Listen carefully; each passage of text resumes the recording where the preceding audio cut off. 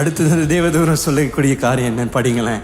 இதோ தகுந்த காலத்திலே நிறைவேற போகிற என் வார்த்தைகளை நீ விசுவாசியாதபடியினால் இவைகள் சம்பவிக்கும் நாள் மட்டும் நீ பேசக்கூடாமல் ஊமையாய் இருப்பாய் என்றார்.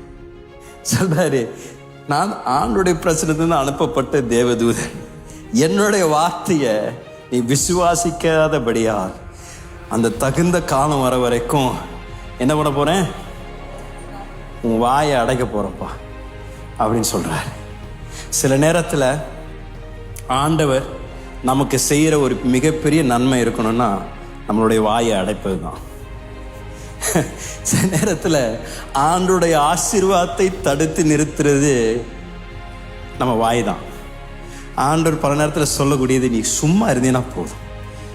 ஆண்டோட வார்த்தை தானே சொன்னேன், நீ அமர்ந்திருந்து என்னுடைய மகிமையை காண்பாய்.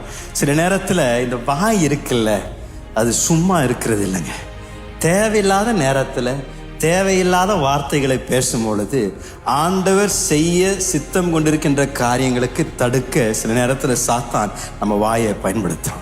அதனால தான் தேவதூதர் சொல்றாரு, இவ்வாறு ஆண்டவர் உன் வாழ்க்கையில இப்படிப்பட்ட அற்புதத்தை செய்ய ஏற்கனவே ஆண்டவர் நிர்ணயித்திருக்கிறார்.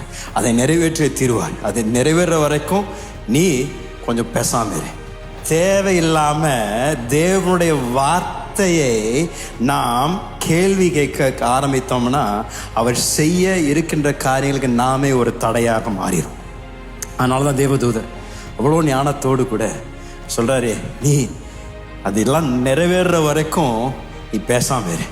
பேசாம இருந்தீன்னா ஆண்டவர் அத்தனையும் உன் வாழ்க்கையில நிறைவேற்றுவார்.